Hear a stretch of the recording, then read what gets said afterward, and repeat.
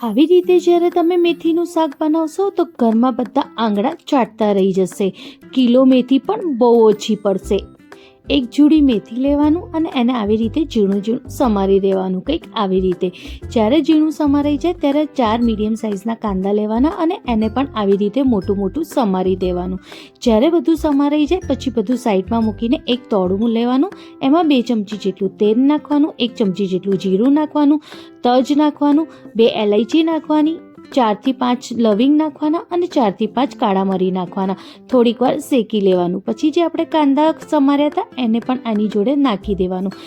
કાંદાનું colour બદલાય ત્યાં સુધી શેકવાનું. હવે એમાં 7 થી 8 બદામ અને 2 લીલા મરચાં નાખવાના. બદામની જગ્યાએ તમે કાજુનો ઉપયોગ પણ કરી શકો છો. હવે બધાને સરસ રીતે શેકવાનું જ્યાં સુધી એનું કલર ના બદલાય. જ્યારે બધું થઈ જાય પછી એમાં થોડું મીઠું નાખવાનું અને ગેસની ફ્લેમ બંધ કરીને ઠંડુ કરવા મૂકી દેવાનું. ઠંડુ થઈ જાય એટલે મિક્સર જારમાં લઈ લેવાનું અને 3 થી 4 ચમચી પાણી નાખીને ક્રશ કરીને એક સાઈડ મૂકી દેવાનું. હવે એક તોડામાં 4 ચમચી જેટલું તેલ નાખવાનું. લસણ 7 થી 8 કળી ઝીણું સમારેલું નાખવાનું. 3 થી 4 લીલા મરચાં અને થોડું આદું બધું ઝીણું સમારીને જ નાખવાનું. હવે જે આપણે ભાજી ધોઈ હતી એ ભાજીને પણ એની જોડે નાખી દેવાનું અને 1 વાટકી જેટલા વટાણા નાખવાના. વટાણા ફ્રીઝના હોય તો અડધો કલાક પહેલાં ગરમ પાણીમાં પલાળીને જ નાખવાનું. હવે બધાને બરોબર મિક્સ કરી દેવાનું અને 7 થી 8 મિનિટ માટે સરસ રીતે એને થવા દેવાનું, જ્યાં સુધી ભાજી અને વટાણા ગળી ના જાય ત્યાં સુધી. ગળી જાય ત્યારે બરોબર મિક્સ કરીને જે ગ્રેવી આપણે ક્રશ કરીને મૂકી હતી હવે ગ્રેવીને પણ એની જોડે મિક્સ કરી દેવાની. મિક્સર જારમાં જે બી ગ્રેવી ચોટી હોય એમાં થોડું પાણી નાખીને એ પણ મિક્સ કરીને આની જોડે મિક્સ કરી દેવાની.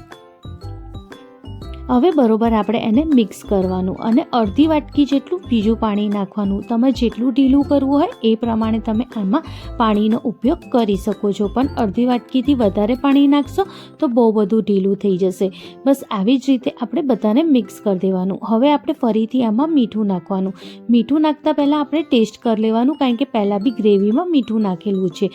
અને અડધી ચમચી જેટલી ખાંડ નાખવાની અને સ્વાદને બેલેન્સ કરવા માટે, અને અડધી ચમચી જેટલું આપણે આમાં લાલ મિર્ચ પાવડર નાખવાનું. બધાને સરસ રીતે મિક્સ કરીને 3 થી 4 મિનિટ માટે સરસ રીતે થવા દેવાનું, જ્યાં સુધી તેલ છૂટે. પછી 3 થી 4 ચમચી જેટલું આપણે એકદમ તાજી મલાઈનો ઉપયોગ કરવાનો અને મલાઈ નાખીને બરોબર બધાને સરસ રીતે મિક્સ કરી દેવાનું.